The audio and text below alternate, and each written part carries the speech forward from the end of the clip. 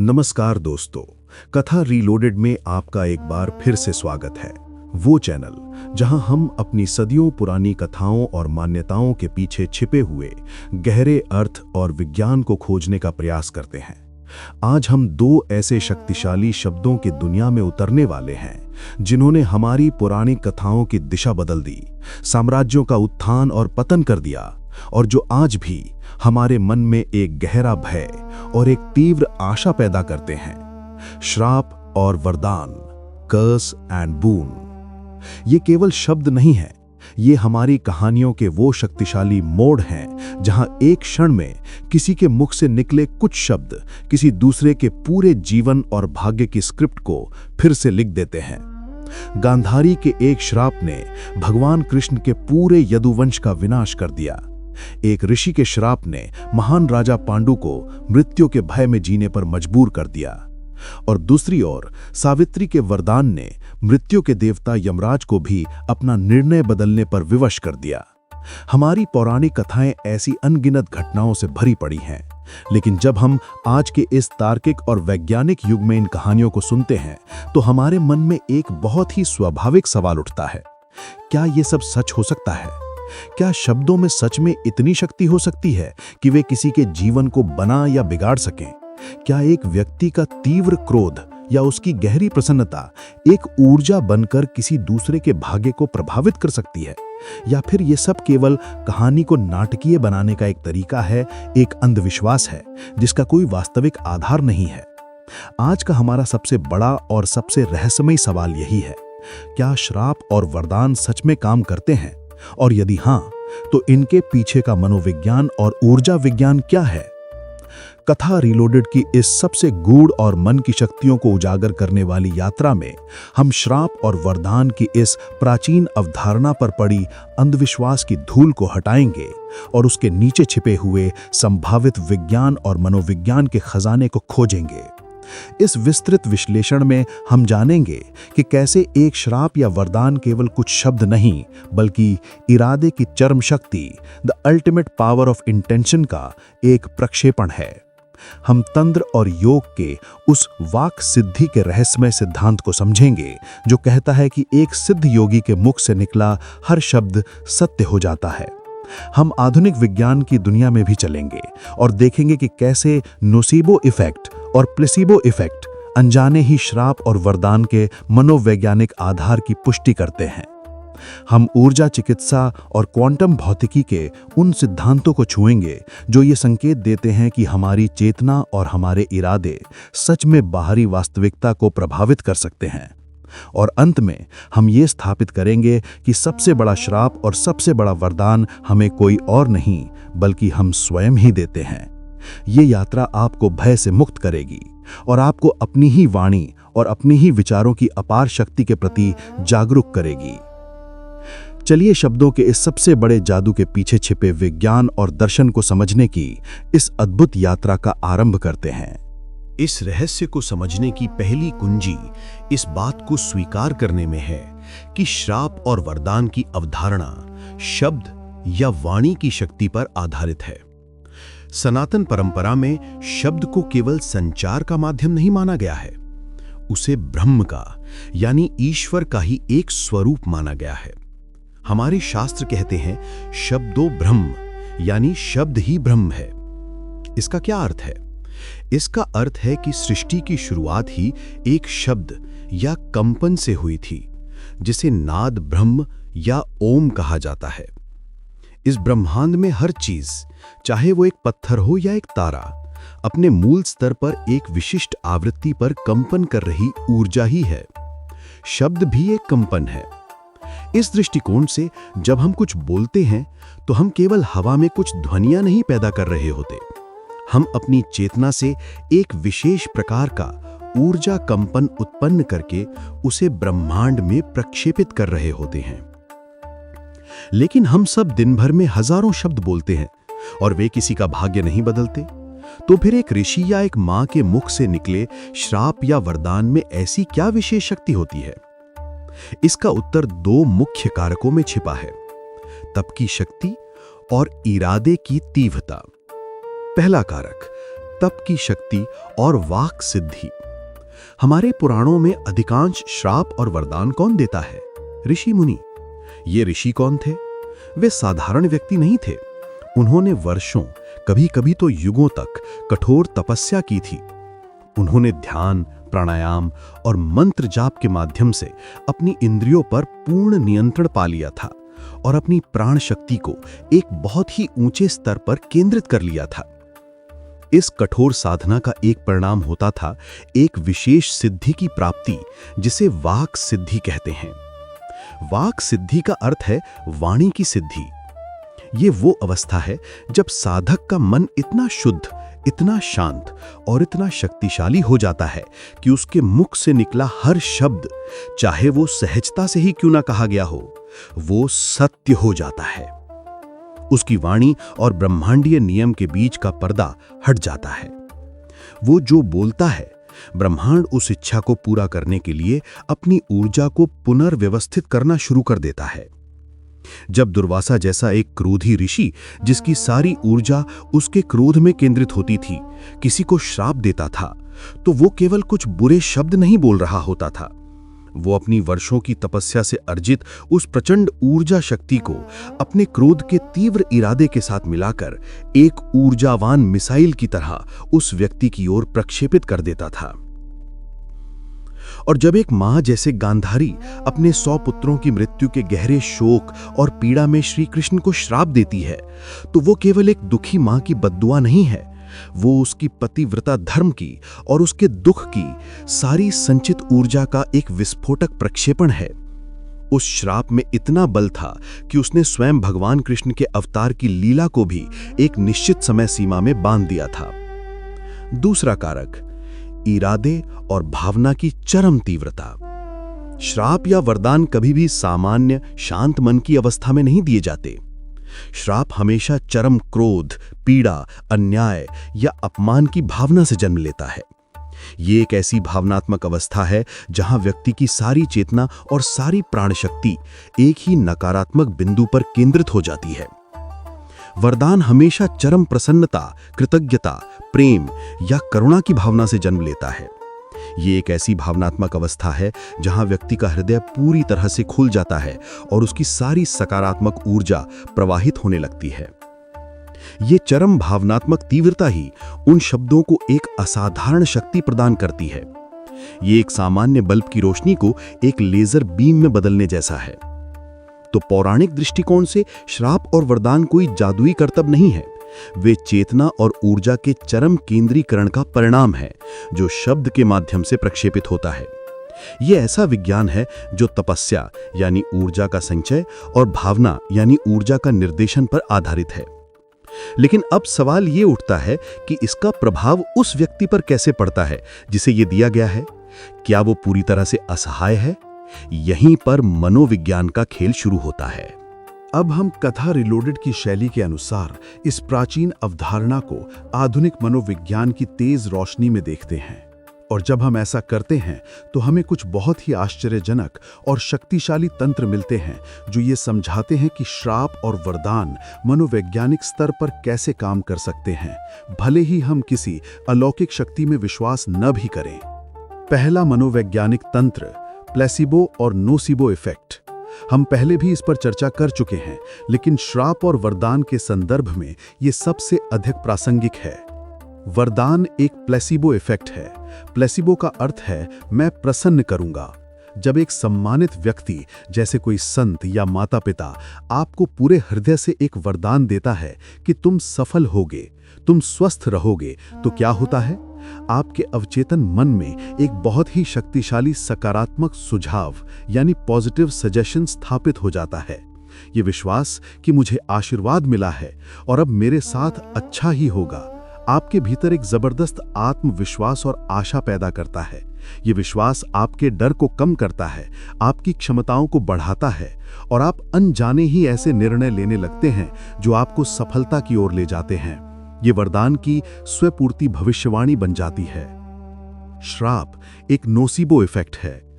Nocebo का अर्थ है मैं नुकसान पहुंचाऊंगा। ये प्लेसिबो का ठीक उल्टा और कहीं अधिक खतरनाक है। जब कोई व्यक्ति जिसे आप शक्तिशाली या दैवीय मानते हैं आपको एक श्राप देता है कि तुम्हारा विनाश हो जाएगा, तो आपके अवचेतन मन में एक गहरा नकारात्मक सुझाव अंकित हो जाता है। यह आपके भीतर एक स्थायी भय, चिंता और निराशा पैदा कर देता है। ये डर आपके शरीर की रोग प्रतिरोधक क्षमता को कमजोर कर सकता है, आपके निर्णय लेने की क्षमता को बाधित कर सकता है और आपको अवसाद में ढकेल सकता है। आप हर छोटी बड़ी नकारात्मक घटना को उस श्राप से जोड़कर देखने लगते हैं, जिससे आपका विश्वास और भी पक्का हो जाता है। अंततः वो श्राप नहीं बल्कि उस श्राप का भय ही आपके विनाश का कारण बन जाता है। अफ्रीकी वूडू परंपराओं में वूडू डेथ की घटनाएं दर्ज की गई हैं, जहां एक व्यक्ति केवल इसलिए मर जाता है क्योंकि उसे ये विश्वास दिला दिया जाता है कि उस पर एक घातक श्राप लगाया गया है। उसका अपना ही भय उसके शरीर के सिस्टम को बंद कर देता है। ये नोसिबो इफेक्ट का चरम उदाहरण है। दूसरा मनोवैज्ञानिक तंत्र, अधिकार और विश्वास की भूमिका। श्राप या वरदान का प्रभाव इस बात पर बहुत अधिक निर्भर करता है कि वो किसने दिया है। एक अनजान सड़क पर चलते व्यक्ति की गाली शायद आप पर कोई प्रभाव न डाले, लेकिन आपके अपने माता पिता, आपके गुरु या किसी ऐसे व्यक्ति द्वारा कहे गए कटु शब्द जिनका आप बहुत सम्मान करते हैं, वे आपके मन पर बहुत गहरा और स्थायी घाव छोड़ सकते हैं। ये मनोविज्ञान का एक स्थापित सिद्धांत है। हम अधिकार युक्त व्यक्ति की बातों को बिना किसी तर्क के स्वीकार कर लेते हैं। हमारे लिए एक ऋषि या एक संत परम अधिकार का प्रतीक है। जब वे कुछ कहते हैं तो हमारा तार्किक मन उसे चुनौती देने के बजाय उसे एक दैवीय आदेश के रूप में स्वीकार कर लेता है, जिससे उसका मनोवैज्ञानिक प्रभाव कई गुना बढ़ जाता है। तीसरा मनोवैज्ञानिक तंत्र, सामाजिक बहिष्कार और स्वीकृति। प्राचीन समाजों में एक श्राप अक्सर एक सामाजिक बहिष्कार का यानी सोशल ऑस्ट्रोसिज्म का रूप होता था। जब किसी व्यक्ति को एक ऋषि या एक समुदाय द्वारा शापित घोषित कर दिया जाता था, तो समाज के बाकी लोग उससे संबंध तोड़ लेते थे। उसे अकेला छोड़ दिया जाता था और ये अकेलापन और सामाजिक अलगाव ही उसे मानसिक और शारीरिक रूप से तोड़ देता था। इसके विपरीत एक वरदान अक्सर सामाजिक स्वीकृति का प्रतीक होता था। जब किसी को राजा या ऋषि का आशीर्वाद मिलता था तो समाज में उसका सम्मान बढ़ जाता था और लोग उसकी मदद करने के लिए आगे आते थे, जिससे उसकी सफलता की संभावनाएं अपने आप बढ़ जाती थी। इस प्रकार मनोविज्ञान हमें एक बहुत ही शक्तिशाली ढांचा प्रदान करता है, जो ये समझाता है कि श्राप और वरदान केवल शब्दों के माध्यम से हमारे विश्वास प्रणाली, हमारे हार्मोन्स, हमारे व्यवहार और हमारे सामाजिक संबंधों को बदलकर हमारी वास्तविकता को कैसे आकार दे सकते हैं। अब जब हम श्राप और वरदान के पौराणिक और मनोवैज्ञानिक पहलुओं को समझ चुके हैं, तो आइए हम इसके सबसे सूक्ष्म और सबसे गहरे पहलू पर आते हैं, ऊर्जा का विज्ञान, द साइंस ऑफ एनर्जी। तंत्र और योग का दर्शन कहता है कि ये पूरा ब्रह्मांड प्राण या ऊर्जा का एक जीवंत स्पंदित नेटवर्क है। हम सब इस ऊर्जा के महासागर में तैर रहे हैं और एक दूसरे से अदृश्य रूप से जुड़े हुए हैं। हमारा अपना भी एक ऊर्जा शरीर या आभा मंडल यानी ऑरा है। इस दृष्टिकोण से श्राप और वरदान केवल मनोवैज्ञानिक सुझाव नहीं है, वे ऊर्जा का एक सचेत और निर्देशित प्रक्षेपण है, यानी एक conscious and directed projection of energy. जैसा कि हमने पहले भी चर्चा की है, हमारा हर विचार और हर भावना एक विशेष प्रकार का ऊर्जा कंपन पैदा करती है। वरदान। जब कोई व्यक्ति चरम प्रसन्नता, प्रेम और करुणा की अवस्था में होता है, तो उसका ऊर्जा क्षेत्र बहुत विस्तारित, चमकीला और सामंजस्यपूर्ण हो जाता है। जब वो इस अवस्था में एक प्रबल सकारात्मक इरादे के साथ किसी को आशीर्वाद देता है, तो वो वास्तव में अपने ऊर्जा क्षेत्र से एक सकारात्मक, उपचारक और रचनात्मक ऊर्जा की एक धारा उस दूसरे व्यक्ति के ऊर्जा क्षेत्र की ओर भेज रहा होता है। ये एक प्रकार की ऊर्जा चिकित्सा या आध्यात्मिक आशीर्वाद है। ये सकारात्मक ऊर्जा उस व्यक्ति के आभा मंडल में मौजूद नकारात्मक ब्लॉकों को साफ कर सकती है, उसके चक्रों को संतुलित कर सकती है और उसके जीवन में सकारात्मक अवसरों को आकर्षित करने के लिए एक चुंबकीय क्षेत्र बना सकती है। श्राप। इसके ठीक विपरीत जब कोई व्यक्ति चरम क्रोध, घृणा या पीड़ा की अवस्था में होता है तो उसका ऊर्जा क्षेत्र बहुत ही अराजक, कर्कश और सिकुड़ा हुआ हो जाता है। जब वो इस अवस्था में एक तीव्र नकारात्मक इरादे के साथ किसी को श्राप देता है तो वो अपने ऊर्जा क्षेत्र से एक नकारात्मक, विघटनकारी और विनाशक ऊर्जा की एक केंद्रित धारा उस दूसरे व्यक्ति के ऊर्जा क्षेत्र की ओर प्रक्षेपित कर रहा होता है।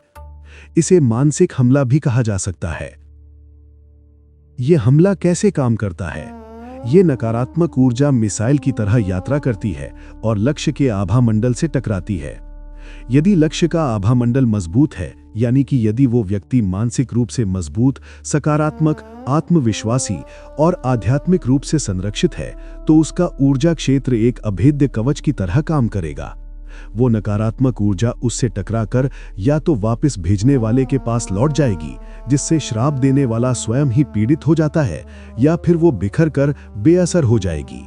लेकिन यदि लक्ष्य का आभामंडल कमजोर है, यानी कि यदि वो व्यक्ति पहले से ही भय, अपराध बोध, चिंता या नकारात्मकता से ग्रस्त है, तो उसके ऊर्जा क्षेत्र में दरारें हैं। ये प्रक्षेपित की गई नकारात्मक ऊर्जा उन दरारों से अंदर घुसकर उसके प्राण क्षेत्र को बाधित और प्रदूषित कर सकती है।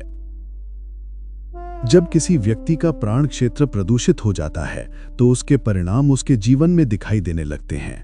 लगातार बीमारी, मानसिक अशांति, काम में बाधाएं और एक स्थायी दुर्भाग्य की भावना।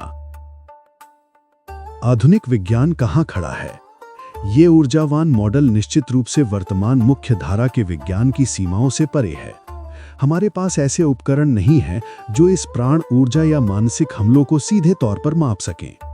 लेकिन विज्ञान के कुछ सीमांतिक क्षेत्र हैं जो इस दिशा में संकेत दे रहे हैं। बायोपोटॉन रिसर्च। वैज्ञानिकों ने पाया है कि जीवित कोशिकाएं बायोपोटॉन नामक प्रकाश के अत्यंत सूक्ष्म कणों का उत्सर्जन करती हैं। ऐसा माना जाता है कि ये उत्सर्जन हमारे स्वास्थ्य और चेतना की स्थिति से जुड़ा होता है। क्या ये संभव है कि एक तीव्र इरादा इन बायोपोटॉन के उत्सर्जन को प्रभावित कर सकता है? ग्लोबल कॉन्शियसनेस प्रोजेक्ट, प्रिंसटन विश्वविद्यालय की ये परियोजना दशकों से ये अध्ययन कर रही है कि क्या बड़ी वैश्विक घटनाएं जैसे 9/11 का हमला या राजकुमारी डायना की मृत्यु दुनिया भर में रखे गए रैंडम नंबर जनरेटर के आउटपुट को प्रभावित कर सकती हैं। उनके डेटा ये संकेत देते हैं कि जब लाखों लोगों की चेतना एक ही भावना पर केंद्रित होती है तो ये भौतिक वास्तविकता पर एक छोटा लेकिन मापने योग्य प्रभाव डाल सकती है। Quantum entanglement. ये सिद्धांत दिखाता है कि कण दूरी की परवाह किए बिना एक दूसरे से तुरंत जुड़े रह सकते हैं। ये इस विचार को बल देता है कि एक गहरे, गैर स्थानीय स्तर पर ब्रह्मांड में सब कुछ एक दूसरे से जुड़ा हुआ है और एक स्थान पर किया गया कार्य दूसरे स्थान पर तुरंत प्रभाव डाल सकता है। हालांकि ये कोई सीधा प्रमाण नहीं है, लेकिन ये खोजें इस संभावना का द्वार खुला रखती हैं कि चेतना और इरादा केवल हमारे मस्तिष्क के भीतर ही सीमित नहीं है, बल्कि वे एक ऊर्जावान वास्तविकता हैं जो पदार्थ और दूरी की सीमाओं को पार कर सकती हैं। तो इस पूरी यात्रा के बाद हम अपने मूल प्रश्न पर लौटते हैं। क्या श्राप और वरदान सच में काम करते हैं? इसका अंतिम और संतुलित उत्तर यह है कि हाँ, वे काम कर सकते हैं, लेकिन उनकी शक्ति किसी अलौकिक जादू में नहीं, बल्कि 3 स्तरों के एक शक्तिशाली संयोजन में निहित है। पहला स्तर मनोवैज्ञानिक, हमारा अपना विश्वास और हमारी अपनी भावनाएं। वरदान का सकारात्मक विश्वास हमें सशक्त बनाता है और श्राप का नकारात्मक विश्वास हमें कमजोर करता है। यह प्लेसीबो और नोसीबो इफेक्ट का शक्तिशाली खेल है। दूसरा स्तर ऊर्जावान, एक व्यक्ति की केंद्रित चेतना और इरादे की शक्ति। एक तीव्र भावना से भरा हुआ शब्द एक ऊर्जा कंपन के रूप में दूसरे व्यक्ति के ऊर्जा क्षेत्र को सकारात्मक या नकारात्मक रूप से प्रभावित कर सकता है। तीसरा स्तर ब्रह्मांडीय, कर्म का सिद्धांत। अक्सर एक श्राप या वरदान केवल एक उत्प्रेरक का काम करता है, जो उस व्यक्ति के अपने ही प्रारब्ध कर्म को सक्रिय कर देता है। जिस व्यक्ति को श्राप फलता है, शायद उसके अपने ही कर्म खाते में कोई ऐसा ऋण था जिसे चुकता होना ही था, और श्राप केवल उसका एक माध्यम बन गया। सबसे बड़ा श्राप और सबसे बड़ा वरदान। लेकिन इस पूरी कहानी का सबसे बड़ा और सबसे महत्वपूर्ण सबक यह है कि हमारे जीवन में सबसे शक्तिशाली श्राप और सबसे शक्तिशाली वरदान हमें कोई बाहरी ऋषि या शत्रु नहीं देता, वे हम स्वयं ही अपने आप को देते हैं। हमारा आत्मसंदेह है, हमारी नकारात्मक सोच और हमारा अपराध बोध, ये वो सोच श्राप है जो हम हर दिन खुद को देते हैं और जो हमें आगे बढ़ने से रोकता है। और हमारा आत्मविश्वास, हमारी सकारात्मक पुष्टि और हमारा आत्मप्रेम, ये वो स्ववरदान है जो हम खुद को दे सकते हैं और जो हमें हमारी उच्चतम क्षमता तक पहुंचने की शक्ति देता है। तो श्रापों से कैसे बचे? समाधान किसी महंगे अनुष्ठान या किसी दूसरे तांत्रिक के पास नहीं है। परम सुरक्षा कवच आपके अपने ही भीतर है। निर्भयता, भय ही वो खुला दरवाजा है जिससे कोई भी नकारात्मकता प्रवेश करती है। ये निर्णय लें कि आप पर किसी के नकारात्मक शब्दों का कोई प्रभाव नहीं पड़ सकता। मजबूत आभा मंडल, एक सकारात्मक, प्रेमपूर्ण और जागरूक जीवन जीकर अपने ऊर्जा क्षेत्र को एक अभेद्य किला बनाएं। ध्यान, प्रार्थना और सेवा इस किले की दीवारें हैं। क्षमा, यदि आपको लगता है कि किसी ने आपको नुकसान पहुंचाया है या आपके प्रति बुरी भावना रखता है, तो अपने हृदय में उसके प्रति घृणा पालने के बजाय उसे क्षमा कर दें। क्षमा उस नकारात्मक ऊर्जा के तार को काट देती है जो आपको उससे जोड़े रखता है। अंततः श्राप और वरदान की ये कहानी हमें हमारी ही अपनी वाणी और हमारे ही अपने विचारों की अपार शक्ति का एहसास कराती है। ये हमें एक गहरा उत्तरदायित्व सौंपती है कि हम अपनी इस शक्ति का उपयोग दूसरों को उठाने के लिए करें, उन्हें गिराने के लिए नहीं। दूसरों को आशीर्वाद देने के लिए करें, उन्हें श्राप देने के लिए नहीं। क्योंकि अंत में हम जो कुछ भी ब्रह्मांड में भेजते हैं वो कई गुना होकर हमारे पास ही लौटकर आता है। इस प्रकार श्राप और वरदान की ये रहस्यमयी दुनिया हमें अंततः हमारी अपनी ही चेतना की अपार शक्तियों से परिचित कराती है। उम्मीद है कि इस चर्चा ने आपके मन के कई भयों को दूर किया होगा और आपको अपनी वाणी की शक्ति के प्रति और अधिक जागरूक बनाया होगा। अगर आपको हमारा ये प्रयास पसंद आया तो प्लीज इस वीडियो को लाइक करें, अपने विचार कमेंट्स में बताएं और हमारे इस सफर में शामिल होने के लिए कथा रीलोडेड को सब्सक्राइब करना ना भूलें। याद रखिएगा, हर कथा एक नई दृष्टि। यही है कथा रीलोडेड। हम जल्द ही मिलेंगे एक और रहस्यमयी और ज्ञानवर्धक कहानी के साथ। तब तक के लिए नमस्कार।